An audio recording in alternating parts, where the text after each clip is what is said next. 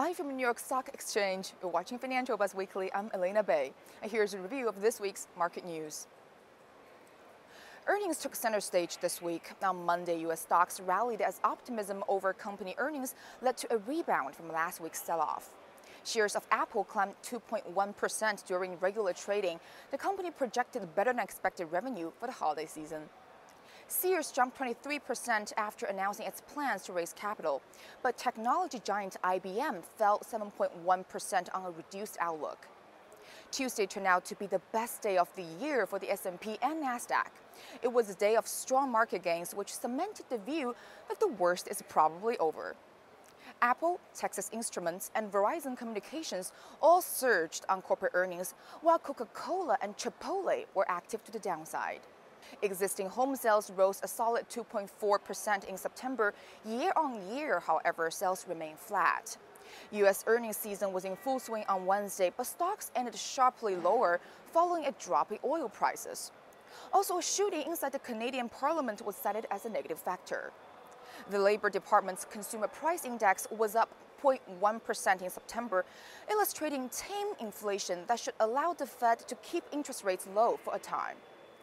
On Thursday, stocks got a lift from Caterpillar and GM earnings, as well as data signaling stronger economies from China all the way to Europe. But AT&T, Yelp, and Amazon earnings were on the downside.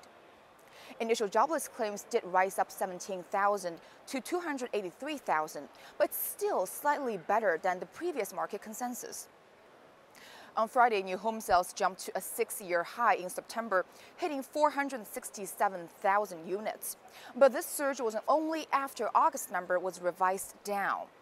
Microsoft rallied 4% after its earnings report topped market projections. Now let's take a look at some company highlights. In a lackluster third quarter, IBM reported revenue of $22.4 billion, far below Wall Street forecasts. Shares of IBM closed down 7.1% on Monday, but earnings pain might just be the beginning for IBM.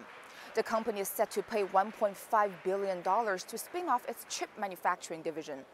IBM said that the company was trying to avoid the cost of upgrading the division's technology and will now be more focused on cloud computing and data analytics. Coca-Cola said it plans to slash costs by $3 billion a year after the company announced their third quarter financials. Coca-Cola reported that revenue for the recent quarter came in flat year over year at $12 billion, while net earnings fell by 14% to $2.1 billion. In addition, Coca-Cola lowered their forecast for the year. Shares of the company fell as much as 6.2% on Tuesday. Caterpillar posted strong third-quarter earnings report and raised its profit outlook for the year. The company posted revenue of $13.55 billion, a profit of $1.63 a share. Caterpillar has experienced growth in its construction machinery business due to a housing rebound in the U.S. market. The company right now is in the process of a major restructuring program, and its stock continues to beat the street's expectations. Thanks for watching Financial Buzz Weekly. I'm Elena Bay, and we'll see you again next week.